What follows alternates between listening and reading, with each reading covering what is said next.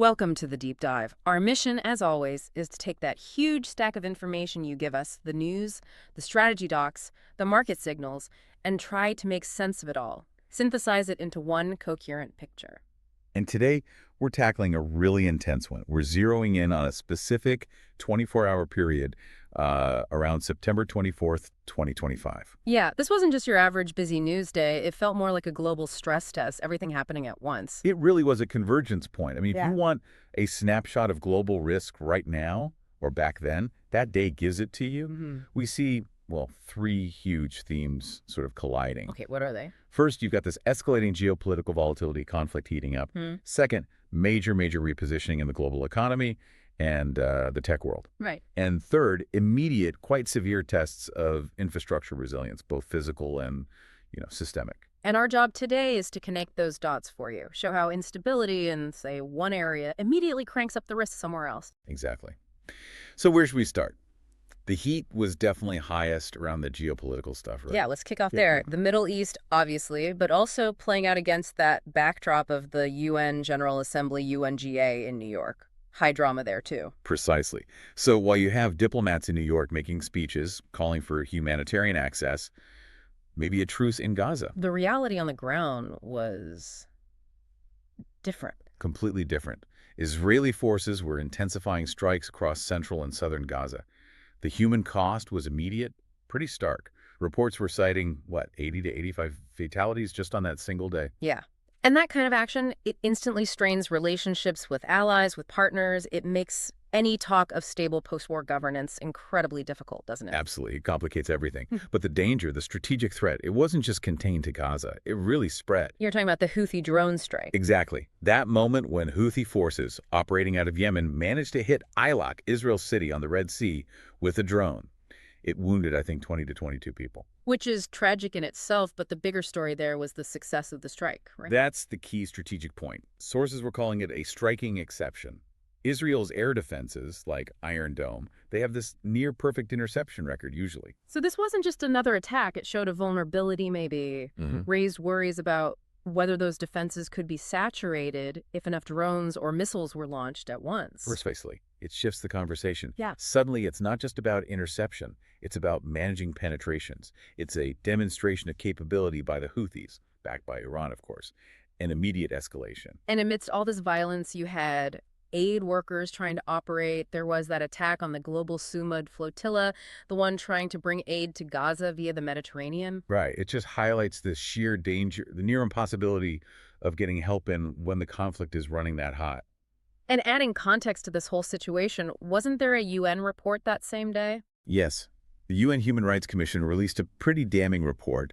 It accused Israel of imposing permanent military and demographic control over Gaza and the West Bank. Which Israeli officials immediately denied, as you'd expect. But still, a report like that landing on that day certainly doesn't help diplomatic efforts, does it? Not at all. It just deepens the divides. Now, let's pivot, maybe, from the ground war to the diplomatic stage, back to the UNGA. Okay.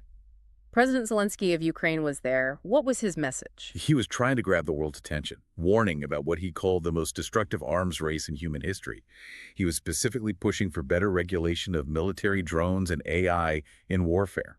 That's a stark warning, and it came just after President Trump had made that sudden rhetorical pivot, right? Yeah. Saying he supported Ukraine winning back all its territory. Yes, a major shift. It injected, well, both hope in Kiev, maybe, but also huge uncertainty everywhere else. The Kremlin just dismissed it. And European leaders. They sounded nervous, basically saying Europe needs to be ready to boost its own defense, regardless of what the U.S. does or doesn't do down the line.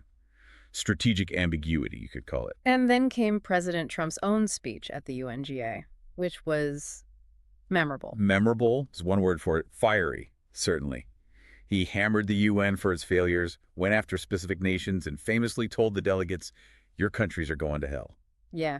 Polarizing doesn't quite cover it. Cheered by supporters at home, I imagine, but internationally. Deeply damaging to diplomatic norms, according to critics. At a time when you desperately need global cooperation to tackle all these crises we're talking about, that speech just poured fuel on the fire about the UN's whole purpose and effectiveness. It really feels like the diplomatic fabric was fraying badly that day. And it wasn't just these headline conflicts, right? There was other instability bubbling up. Definitely. We saw deadly clashes erupt in India's Ladakh region. Protests over demands for statehood and land rights turned violent. 4 reported deaths, authorities clamping down. And in Africa. Crucially, the Trump administration was pushing a framework to get Congo and Rwanda talking, trying to cool the conflict in the eastern DRC.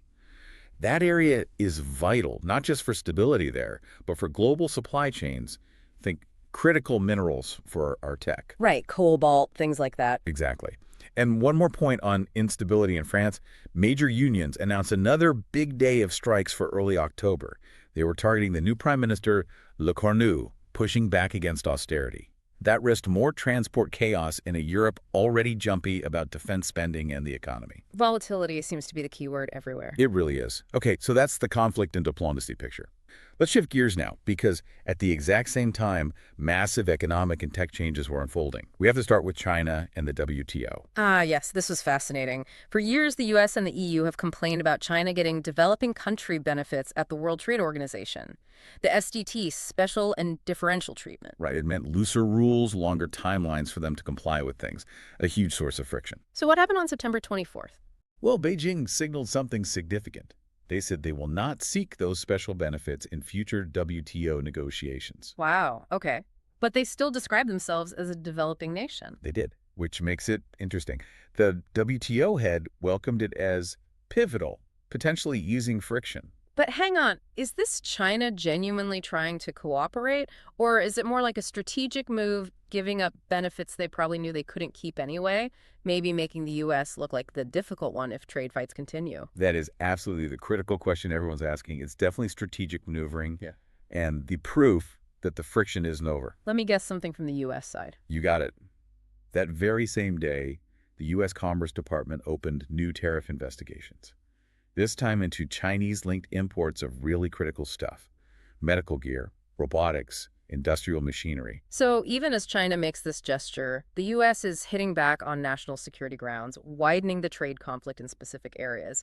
The decoupling or targeted decoupling is still very much on. It's accelerating, if anything. Now, sticking with tech and national security, the TikTok saga continued. Right, the divestiture deal. The White House was set to sign off on it. Yeah, the executive order affirming the deal involving U.S. investors like Oracle and Silver Lake was imminent. The goal was to avoid a nationwide ban, which would have affected, about 170 million U.S. users? A huge number. But it also sets a precedent, doesn't it? A kind of blueprint for how foreign-owned tech platforms might have to operate in the U.S. going forward. It absolutely does. But, the sheer speed and scale of capital moving in tech was maybe best shown by 2 other stories that day. Go on. First, Alibaba, the Chinese tech giant. Their U.S.-listed shares jumped. Why?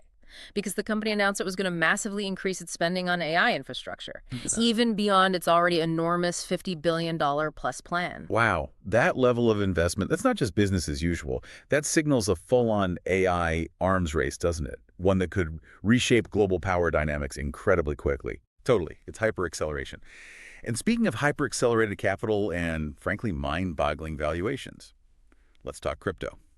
Specifically, Tether. The stablecoin USDT, the biggest digital dollar, basically. What were they up to? Well, reports surfaced that Tether was in early talks to raise somewhere between $15 and $20 billion. 15 to 20 billion. For a stablecoin company, what kind of valuation does that imply? That's the kicker. It implied a valuation of around $500 billion. $500 billion. $500 billion for Tether. I mean, wow. Yeah. And look, that number isn't just noise. It signifies something huge. It means the often volatile crypto world is now deeply systemically intertwined with the traditional financial system, specifically the U.S. Treasury market. Why? Because Tether holds U.S. Treasuries as the main reserves backing USDT, right? Exactly. So suddenly, this $500 billion crypto entity's stability is directly linked to the U.S. debt market. It immediately ignited intense debate about stablecoin regulation, systemic risk, who's watching this stuff. Regulators can't ignore that scale. While crypto is hitting these crazy numbers, what were traditional markets doing? Fed Chair Powell was speaking. He was. He flagged stretched valuations in the stock market, kind of poured some cold water on things. So U.S. stocks actually fell that day. But the dollar? The dollar rose, acting as that safe haven amid all the uncertainty. And oil jumped about 3%, its best day since July, mostly on supply concerns.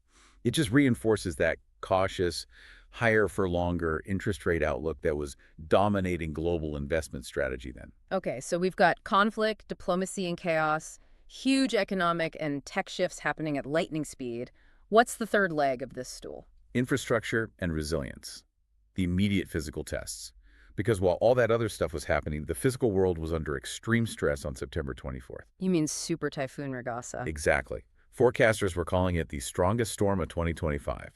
It intensified over unusually warm waters in the Western Pacific, a clear climate change signal right there. And it hit multiple places hard. Devastatingly so. First Taiwan, triggering deadly floods, and, terrifyingly, a catastrophic lake outburst flood in Hualien County. Then it battered Hong Kong. Then it made landfall in southern China, near Yangjiang. A lake outburst flood, that sounds horrific. It is. Basically, a natural dam holding back a lake fails catastrophically due to heavy rain or earthquake, releasing a massive sudden flood wave. Very destructive. And the scale of the evacuations in China. Authorities had to move well over 1 million people out of harm's way.